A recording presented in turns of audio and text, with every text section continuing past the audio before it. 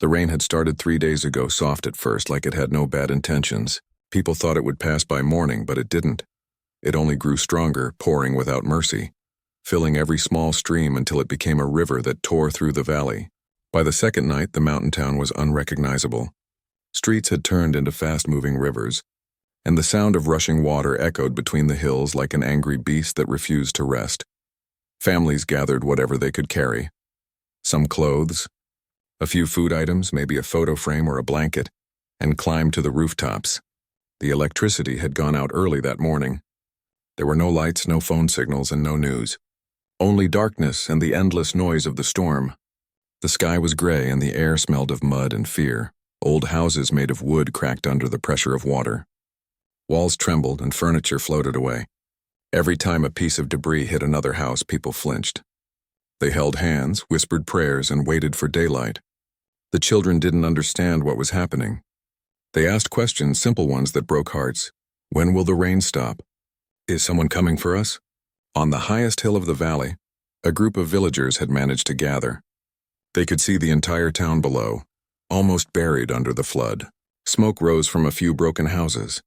From that distance, the valley looked like a giant brown lake with small islands. Each island a rooftop where people sat, cold and helpless. One of the men there, a teacher, tried to keep everyone calm. He shared the little food he had and helped others set up makeshift shelters using old sheets and plastic. Some families had lost everything. Others were still hoping their homes would survive. The teacher kept saying the same words over and over like a promise. Someone will come. They must have seen what's happening. But no one knew if anyone outside the valley even knew about the flood. The roads were gone. The bridge that connected the valley to the main highway had collapsed the previous night, taking a bus with it. The world beyond the mountains might as well have disappeared. By the fourth day, hunger started to show. The children cried softly, their stomachs empty. People tried to catch rainwater to drink, but it was mixed with mud and leaves. Some tried to cook rice on small fires, but the wood was wet. The air felt heavy, filled with the smell of damp clothes and hopelessness. A young boy, no more than 10, kept pointing at the sky, saying he could hear helicopters. The adults wanted to believe him, but they knew he was just trying to make everyone feel better.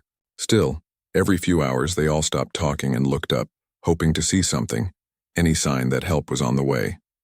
At night, the valley was a dark ocean.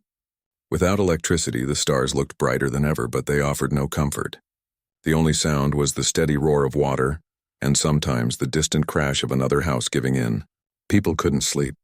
Every sound made them think the flood was rising again. In one house near the edge of the town, a mother sat with her 2 children on the roof. She held them close, humming softly to keep them calm. The wind was cold and their clothes were soaked. She looked at the sky, her eyes tired, and whispered, "Please, someone help us." She didn't know if anyone could hear her, but saying the words made her feel a little less alone. Meanwhile, a few men tried to reach higher ground by swimming through the floodwater. They wanted to see if the main road was still reachable, but the current was too strong. One of them nearly got swept away and had to be pulled back with a rope. After that, they stopped trying. They sat in silence, staring at the water that had taken over their town. Days felt longer than ever. No one knew what time it was. Without phones or clocks, time became meaningless. The only thing that mattered was surviving until help came. Some people started to lose hope. Others refused to give up, reminding everyone that the human spirit was stronger than any storm. In the small corner of the valley, an old man sat on the remains of his porch, carving a piece of wood with a knife. When someone asked why he was doing that when everything was destroyed, he said, "It keeps my hands busy. If I stop, I'll start thinking too much." There was wisdom in his words, a kind of quiet strength that kept others from breaking down. The teacher, who had been trying to help everyone, began writing notes on small scraps of paper, messages describing their situation, the number of people trapped and what they needed most. He put the notes in plastic bottles and threw them into the floodwater, hoping they might reach someone downstream. It sounded foolish, but it was all they could do. Sometimes hope has to take strange forms. On the 6th night, the rain finally began to slow. The sky cleared a little, revealing a pale moon. People looked at it as if it were a miracle. For the first time in days, they could hear silence, not complete silence, but the softer kind that comes when nature pauses to breathe. Yet the danger wasn't over. The water was still high and the roads were destroyed. The people were safe for now, but they knew they couldn't last much longer without food or medicine. Every face in the valley shared the same question. When will help come? Somewhere beyond the mountains, far from the flooded valley, the faint signal from an old emergency radio began to break through the static. A weak voice spoke through the noise, calling for help, describing the flood and the trapped people. It wasn't clear who was speaking or if anyone was even listening, but the signal traveled, carried by invisible waves across cities and towns through static and silence, until it reached someone who cared enough to answer. No one in the valley knew it yet, but at that very moment, humanity had started to move. People miles away were already talking, already planning. The flood had taken their homes, but soon the world would show them something stronger than any storm. Kindness. The morning after, the valley woke up to a calm sky. The air was still wet, but the rain had stopped completely. A thin mist covered the mountains. The teacher stood on the rooftop and looked around. The town looked broken, yes, but not defeated. Smoke rose from small fires where people were drying clothes or boiling what little rice was left. Children were laughing again, splashing water with their hands. Somehow, life was pushing back. He didn't know what would happen next. He didn't know if the message in the bottles or the radio call had reached anyone. But he knew one thing for certain. The human spirit doesn't disappear even when everything else does. As he watched the sun break through the clouds for the first time in days, he whispered the same words he'd been saying since the beginning. Someone will come. Humanity always does. The valley, still scarred and trembling, waited in silence. Somewhere beyond those mountains, unseen hands were already gathering, ordinary people preparing to do something extraordinary. The story of their rescue hadn't begun yet, but the world was listening. The flood had tested their strength, but what was coming next would test humanity's heart. Far away from the flooded valley, the world went on as usual. Cars moved through city streets, lights blinked on tall buildings, and people scrolled through their phones without realizing that, deep in the mountains, an entire town was still waiting to be saved. The storm had cut off every line of communication. Even the news channels didn't have updates. It was as if the valley had vanished from the map. But sometimes help begins in unexpected places. In a small apartment on the edge of the city, a man sat at his desk surrounded by old radio equipment. He had always loved radios since he was a child, tuning them, fixing them, and listening to distant voices from places he'd never been. That night, while everyone else slept, he turned on his radio just to pass the time. The static buzzed softly, like a whisper from another world. Then, through the noise, he heard something strange. The voice was weak, trembling, almost broken by static. It kept repeating the same words: help, trapped, water rising. He leaned closer, trying to catch every syllable. The message came from somewhere deep in the mountains. He realized it wasn't a random broadcast. It was a distress call. He wrote down everything he heard and immediately called a few friends who also used radios. Within minutes, they were all tuned in, trying to track the signal. After hours of listening, they confirmed it. The message was real. A town was cut off and people were still alive, waiting for help. They didn't wait for government permission. They knew that if they wasted time in paperwork, more people could die. So they took action. They shared the message on social media, explaining what they had found and asking for volunteers.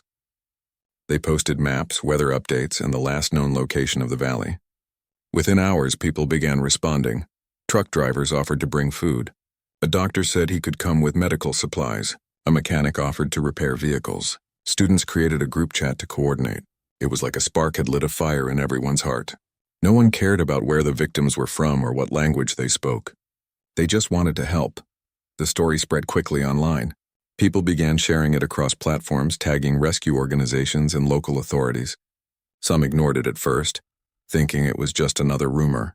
But then videos started surfacing, clips from before the flood showing the town and its people. It was enough to convince everyone that the danger was real. By the next morning, a plan had started to form. Volunteers divided into small teams. Some gathered food, water, and blankets. Others searched for boats or off-road vehicles that could reach flooded areas. A few people who lived near the mountains started scouting routes. A young woman who worked at a hospital arranged to collect first aid kits and basic medicine. Her shift ended at midnight, yet she stayed to pack boxes with bandages, antiseptics, and gloves. "We can't save everyone," she said quietly, "but we can try." Meanwhile, the man who first heard the radio signal stayed awake all night, helping others find the safest route to the valley. He barely ate or slept. His small apartment turned into a control room. He marked locations on a paper map, crossing out blocked roads and writing notes where bridges were down. His eyes burned with exhaustion, but he kept working. By evening, the first group of volunteers was ready to leave.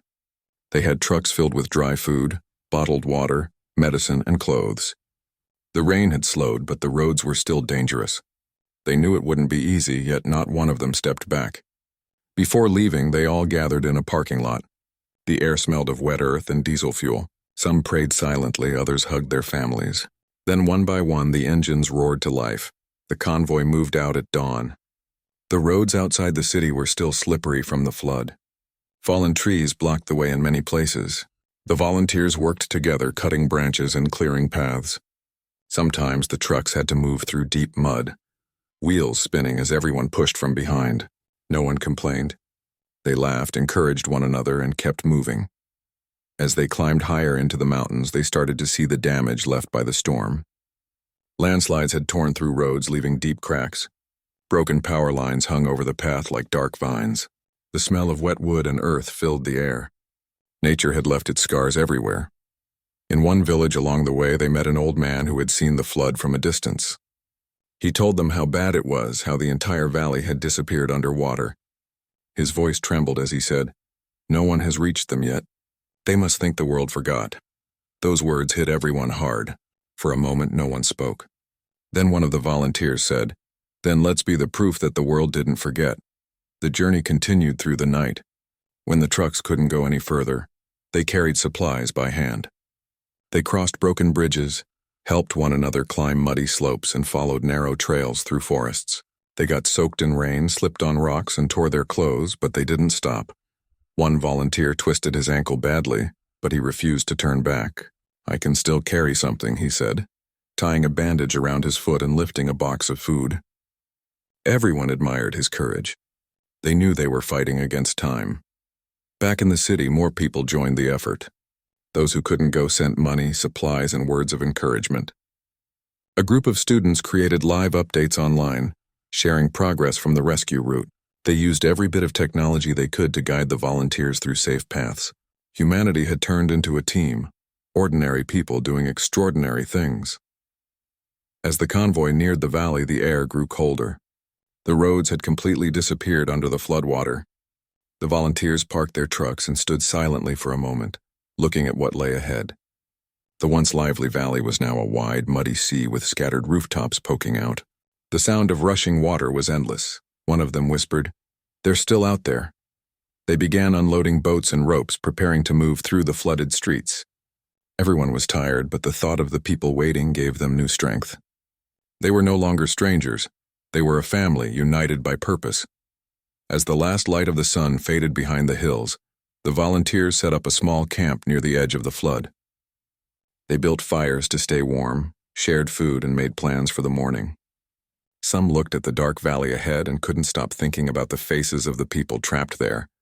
The children, the elderly, the mothers clutching their kids in the rain. One of the younger volunteers stared into the flames and said softly, "They called for help.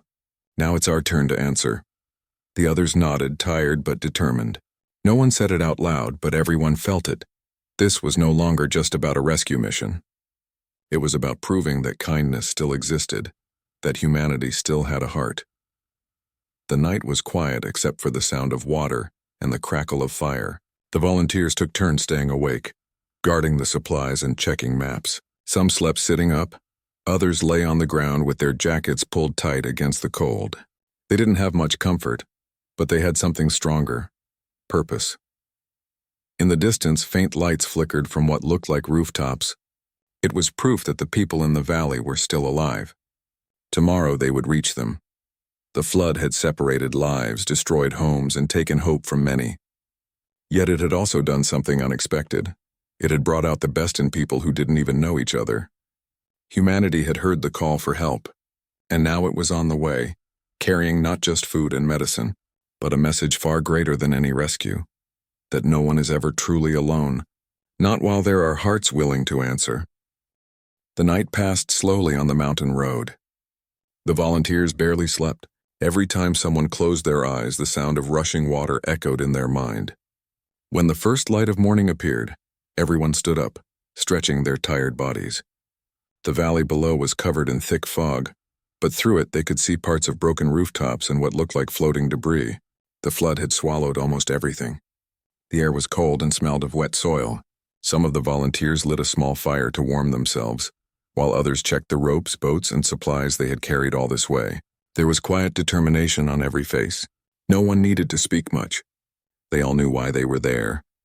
As the fog began to lift, the full scale of destruction came into view. Trees had been torn out by their roots, bridges were gone, and pieces of furniture floated in the brown water. Somewhere in the distance, a child's voice echoed faintly. It wasn't clear if it was real or just imagination, but it gave everyone one more reason to move faster. The first team prepared the boats. They tied ropes around their waists, just in case the current was too strong. 2 people pushed the first boat into the water, while others steadied it from behind. The water was freezing and the current fought them with every step. It wasn't easy, but they managed to stay together. The journey through the flood felt endless. Every few meters they had to stop to clear debris from the water. Broken fences, branches, and even parts of roofs floated everywhere. One volunteer almost slipped, but another grabbed his hand in time. That small act, quick, wordless human, was enough to remind everyone that they were not alone in this. As they went deeper into the valley, they began to see signs of life. A small group of people stood on what used to be the second floor of a building, waving pieces of cloth. The volunteers shouted, and the survivors waved back with tears in their eyes. The moment was powerful, almost unreal. After so many days of silence and fear, someone had finally come. The volunteers helped them onto the boats one by one. The elderly went first, then the children. Some were too weak to walk, so they were carried gently. One of the volunteers gave his own jacket to an old man who was shivering. Another gave her water bottle to a little girl who hadn't had clean water in days. There were no questions, no hesitation, only care. Once the first group was safe on higher ground, the volunteers returned to the water. They didn't rest. The sun had started to rise higher, and its weak warmth gave them new energy. The valley was large, and many people were still waiting. Every rescue felt like a small victory, but also a reminder that much more had to be done. They split into smaller teams to cover more area. One group used ropes to pull their boat along a submerged street. They could still see the tops of streetlights just under the surface. Another group found a house still standing but tilted dangerously. They called out, and faint voices answered from inside. They broke open a window to reach the family trapped there. The smell of mud and decay filled the air, but no one complained. The only focus was on saving lives. Sometimes the volunteers worked in complete silence, their faces tense, their hands shaking from exhaustion. Yet no one wanted to stop. By afternoon, they had rescued dozens of people. The small dry area near the mountain road had turned into a temporary camp. Volunteers handed out food packets, blankets, and medicine. The doctor treated people for fevers, cuts, and infections. A few local villagers who had managed to escape earlier returned with fresh water and helped the newcomers settle. Everyone worked as one team, even though most had met for the first time that morning. Some of the rescued people cried when they realized they were safe. Others just sat quietly staring at the ground, unable to believe they were alive. A mother hugged the volunteer who had saved her child and whispered thank you again and again, her voice trembling. The volunteer simply smiled and said, "You don't need to thank us. We're all human." Back on the water, a second group of rescuers faced trouble. The current grew stronger near the center of the valley. Their boat hit debris and almost capsized. For a few seconds it looked like they might lose control, but they worked together, shouting instructions, balancing their weight, and pushing through. When they finally reached calm water again, everyone laughed in relief. The laughter didn't last long, but it was enough to break the tension. One of them pointed to a large house half buried in the mud. They saw movement near the roof. When they got closer, they found 3 people waving weakly. The volunteers climbed onto the tilted roof, tied ropes around their waists, and carefully helped the survivors down into the boat. The whole rescue took nearly an hour. but no one rushed. Each person mattered. The weather started changing by evening. The clouds were gathering again and the wind carried a chill. The team leader signaled for everyone to return to the main camp before it got dark. They paddled back slowly, exhausted but proud. When they arrived, the rescued families clapped for them, some crying, others cheering. It wasn't loud or fancy, just honest, heartfelt gratitude that made every hardship worth it. As night fell, the camp glowed with small fires. People shared food and stories. The volunteers, covered in mud and dirt, sat quietly, eating whatever they could find. Someone played a soft tune on a harmonica, and for the first time since the flood, laughter spread through the valley. It was a fragile kind of happiness, but it was real. The man who had first heard the distress signal on his radio finally joined the rescue group at the camp that evening. When people recognized him, they thanked him for not ignoring the signal. He simply shook his head and said, "I just passed the message. The real heroes are all of you who answered it." That night, as the volunteers rested under makeshift tents, they talked about the day. Each story felt like a small miracle. A child who had been missing for 4 days was reunited with his parents. A woman who thought she'd lost everything found her brother alive. A man who had lost his home offered to help carry supplies for others. Humanity was rebuilding itself right there among the ruins. The next morning, they planned to go even deeper into the valley. More boats were being brought in, and new volunteers were arriving from nearby cities. Word of their effort had spread far and wide. Donations were on the way. What started as a small rescue attempt was turning into a large-scale mission. Before sleeping, one of the volunteers wrote in his notebook, "We saw fear today, but we also saw strength. The flood destroyed their homes, but it couldn't destroy their spirit. We came here as strangers, but now we are a family. Humanity still answers when someone calls." The valley was still broken, still scarred by the storm, but something powerful had begun to rise there. Hope. The flood had tested everyone, both those who suffered and those who came to help. Yet through it all, one truth became clear. When people stand together, no disaster is stronger than their courage. As the moonlight shimmered faintly on the muddy water, the valley slept for the first time in peace. The rescue was not over, but the hardest part, the loneliness, was gone. Humanity had arrived, not in uniforms or sirens, but in the form of tired, muddy, kind-hearted people who believed that saving one life was worth every step through the storm. The next morning, the valley was wrapped in a soft silence that almost didn't feel real. The water still covered most of the streets, but the heavy rain had stopped. The air was cool and damp, carrying the smell of mud, smoke, and something faintly hopeful. The fog moved slowly between the broken houses, and in that quiet light, the valley looked both sad and beautiful. The volunteers woke up early. Their clothes were still wet from the day before, but they didn't complain. They gathered around the small fire, drinking tea that one of the local villagers had made. No one said much, but the determination in their eyes spoke louder than any words. They knew hundreds of people were still trapped deeper in the flooded parts of town. The sound of the first engine broke the morning calm. A small rescue boat slid into the water, cutting through the muddy surface. 2 men held ropes. One woman steered and another scanned the rooftops for any signs of life. The water shimmered faintly in the sunlight, though its surface carried the remains of broken homes, chairs, clothes, and pieces of wooden doors. It was a painful sight, but there was no time to stop and feel sadness. Every minute mattered. As the team moved forward, they began to hear faint voices. A woman calling for help, a child crying, someone banging metal against something. The volunteers followed the sounds until they reached a half-collapsed building. A family was trapped on the second floor, the lower part completely underwater. The rescuers tied ropes and climbed carefully, trying not to make the structure shake. When they reached the window, they saw 2 children holding each other tightly, their faces pale from fear. The volunteers spoke softly to calm them. "It's okay. We're here now. You're going to be fine." The children didn't move at first. They couldn't believe help had really come. Then slowly one reached out his hand. The volunteer smiled and pulled him close. That one moment, that small act of trust, felt like the whole purpose of their journey. They helped the mother and children down to the boat one by one. The woman kept whispering thank you, her voice shaking. She told them her husband had gone to find food days ago and hadn't returned. The volunteers promised to look for him as they continued.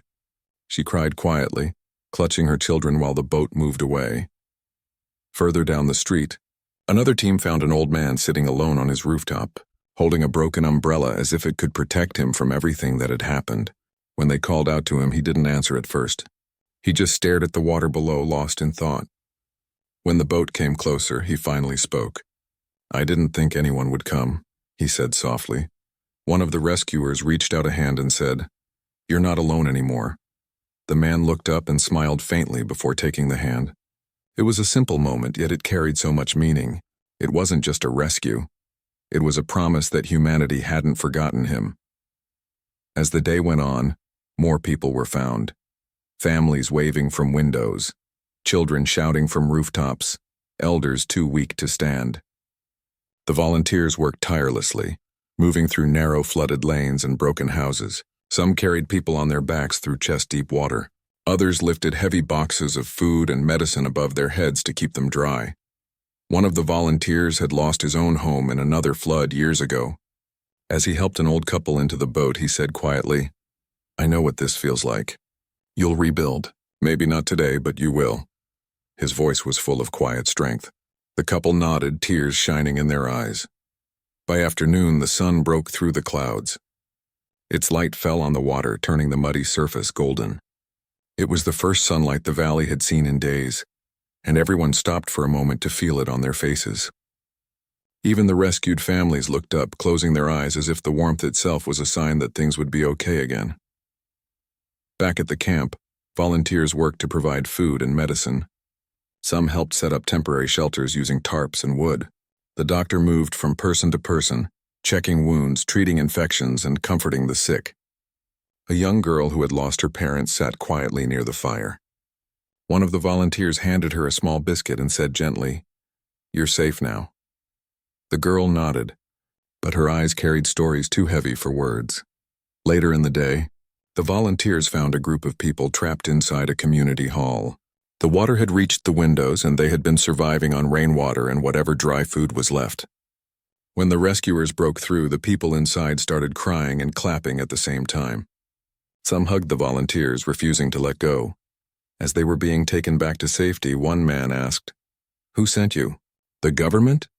The volunteer smiled and shook his head. "No one sent us. We just came because you needed help." The man stared at him for a long moment, then said quietly, "Then maybe humanity is still alive after all." That sentence stayed with everyone. It summed up the entire reason they were there. As evening approached, smoke from small cooking fires rose over the camp. Volunteers shared meals with the survivors.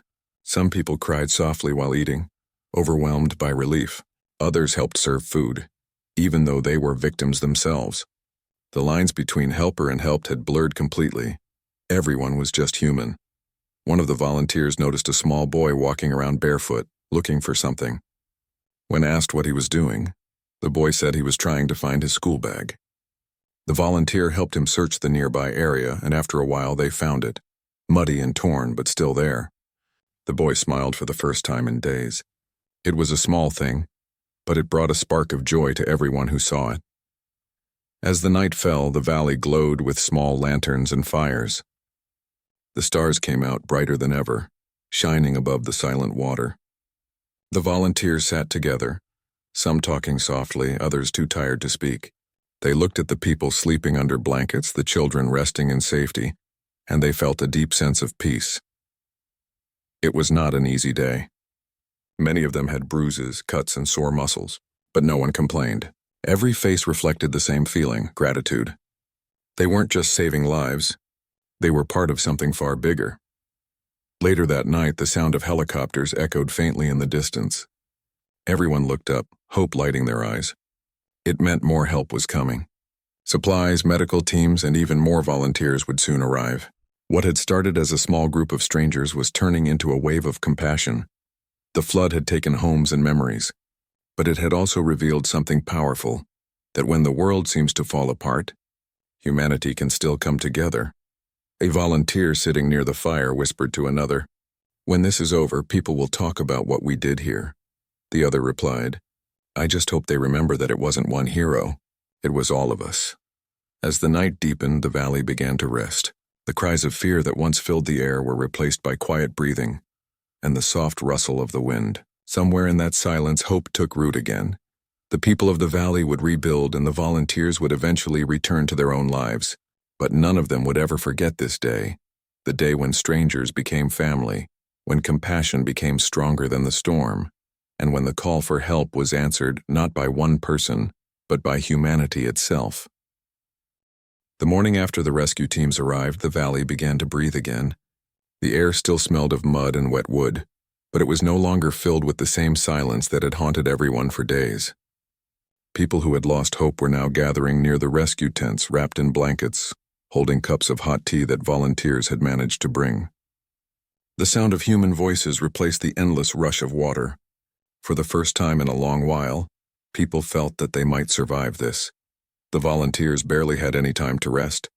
Some of them had been awake for more than 30 hours, yet they refused to stop. One man was repairing an old boat that had cracked in the middle of the rescue. A group of young people unloaded food and water bottles from a truck that had finally made it through the muddy road. A nurse kept moving from one tent to another, checking wounds, offering medicine, and giving words of comfort. Her hands were shaking from exhaustion, but her eyes carried quiet strength. Every face told a story. A boy sat near the fire, holding his small dog close to his chest, whispering something only the animal could hear. An elderly man looked at the hills in silence, remembering the home that once stood there. A mother smiled faintly as her little girl ate a full meal for the first time in days. These moments were small, but they meant everything. When night came again, the valley turned dark.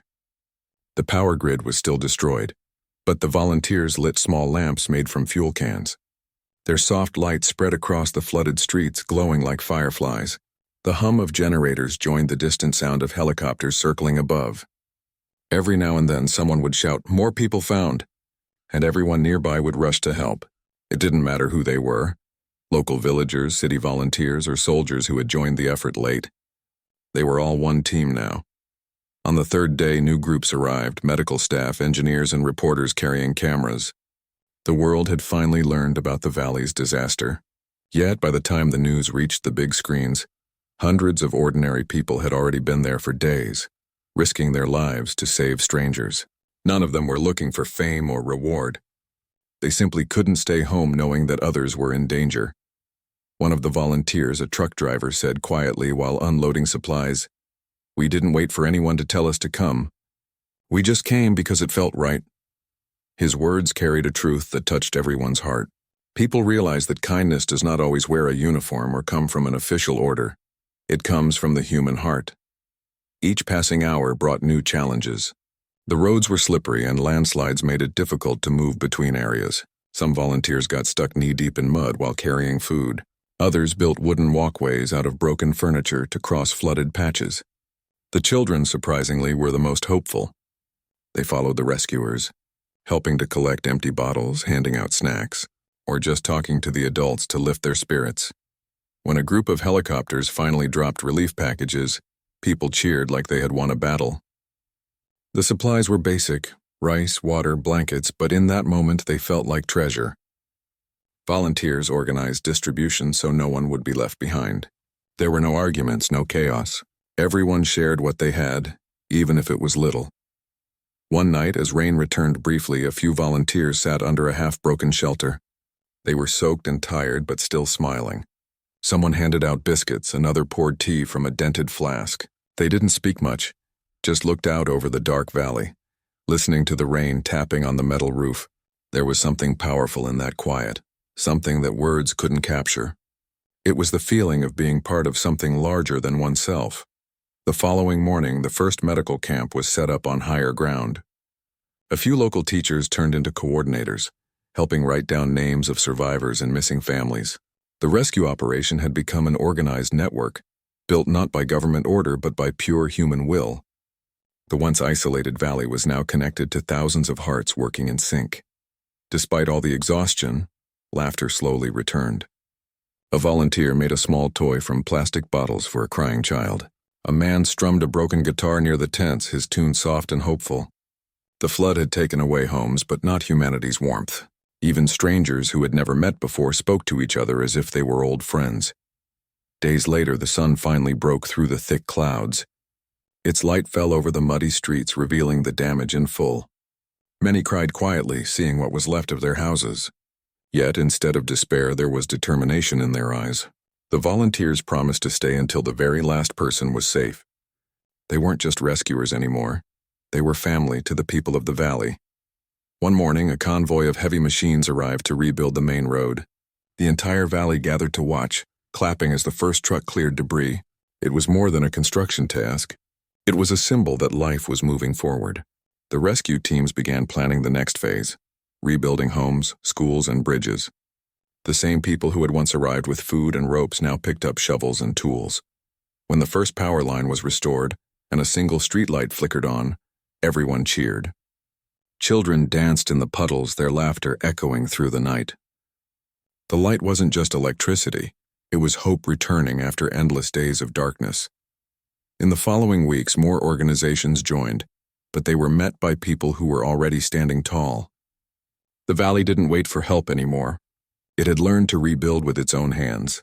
What had started as a desperate cry for help had turned into a story of unity. As the days turned into weeks, the volunteers began to leave one by one, heading back to their cities and towns. Each goodbye was emotional. The villagers hugged them tightly, some with tears in their eyes. One elderly woman pressed her palms together in gratitude, whispering, "You came when we had no one. You gave us life again." Though the volunteers left, their kindness stayed behind like a gentle echo. The people they had saved began helping others in nearby areas affected by smaller floods. The same spirit continued to spread, proving that compassion is contagious. The valley was no longer the same place it had been before the disaster. Its roads were still scarred and its fields muddy, but its people had found new strength. They had seen the best side of humanity, ordinary people showing extraordinary courage. As one of the rescuers said before leaving, "We didn't just save lives. We found what it means to be human again." The story of that valley would later be told across the country, not as a tale of tragedy, but as a reminder that in the darkest moments, kindness shines the brightest. It became proof that humanity still listens, still cares, and still answers when someone calls for help. When the sun set over the rebuilt valley months later, the golden light touched the hills and glimmered on the water that once brought destruction. The people stood together stronger than before, knowing that they were never truly alone. Humanity had answered, and because of that, life had begun again. Weeks had passed since the floodwaters had finally gone down, and the valley was slowly finding its rhythm again. The once broken streets were now filled with sounds of hammers, saws, and laughter. Where water had once swallowed everything, small shops were reopening, children were back in their half-built schools, and farmers were turning the wet soil into green fields again. Life was far from perfect, but it was alive. The people had learned to smile again. Those who had survived would often sit together in the evenings, talking about the days when everything felt lost. They remembered the fear, the darkness, and the silence that had covered the valley. But more than that, they remembered the faces of those who came for them. The people who had arrived in trucks, on motorbikes, and sometimes even on foot, carrying food, medicines, and hope. They weren't soldiers or government officials.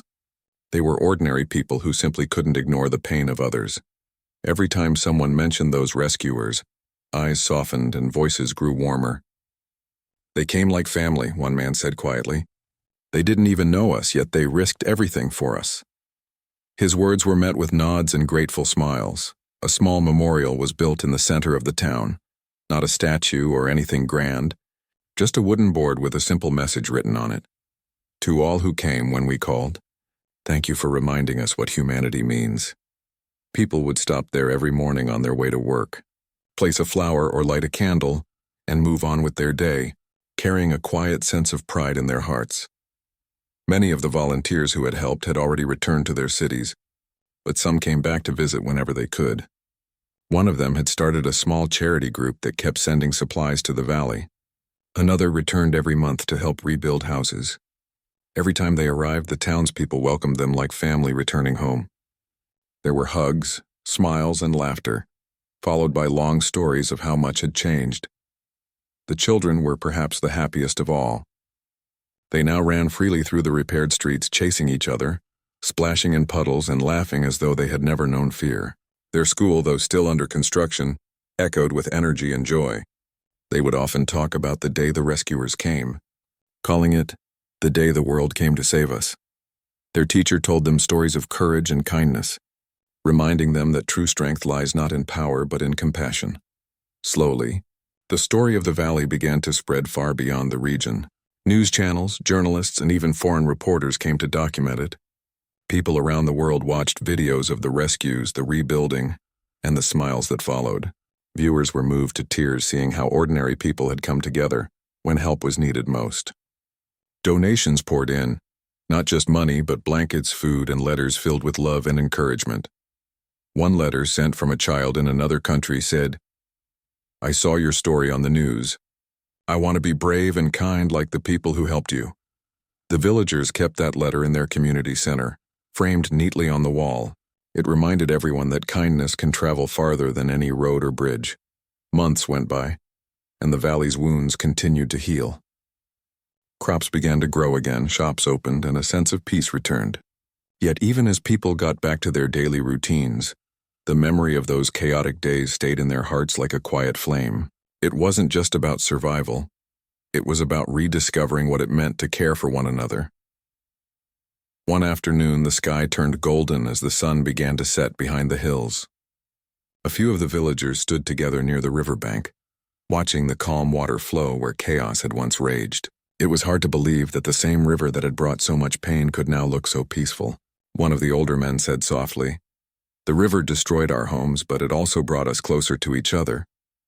Everyone agreed. Sometimes life's hardest moments reveal the truest side of humanity. Soon after, a small gathering was held to celebrate the valley's rebirth. There was music, food, and laughter. Children performed dances, elders gave short speeches, and volunteers were honored for their efforts. The air was filled with joy and gratitude. People looked around, seeing not just their rebuilt town but a living proof that hope never truly dies. During the event, one of the rescuers stood up to speak. His voice was calm, his words simple.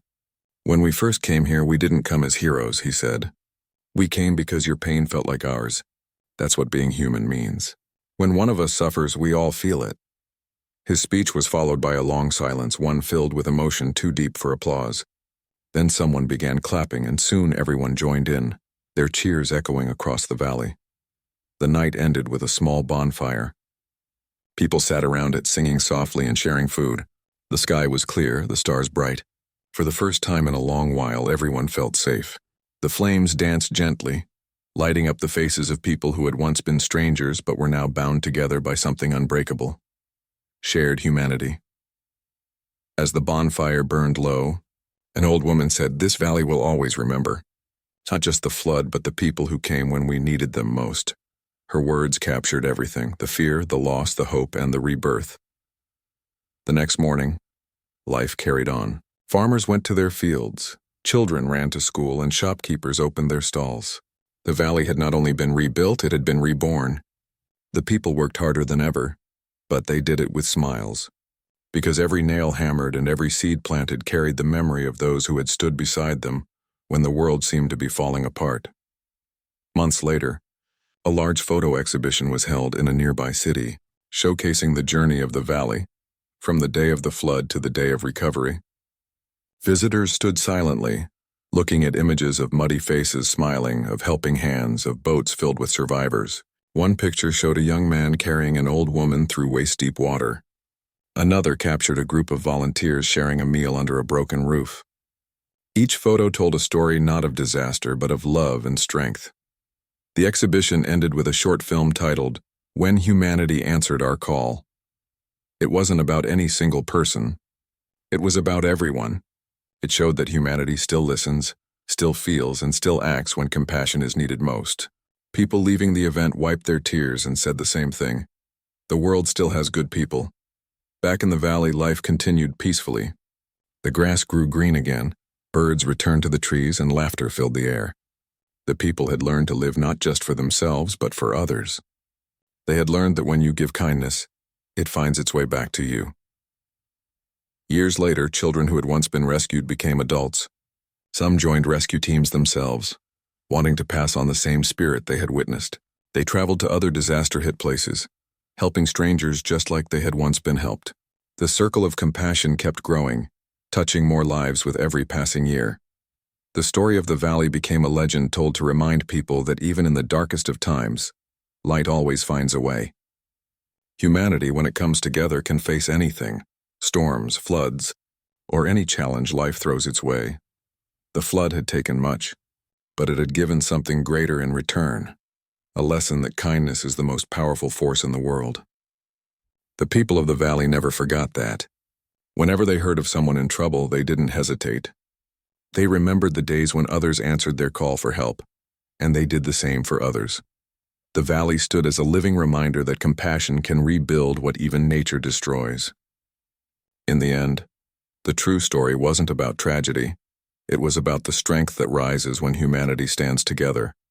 Even years later, when visitors came to the valley and asked about the disaster, the people would smile gently and say, "It was the time when the world remembered to care."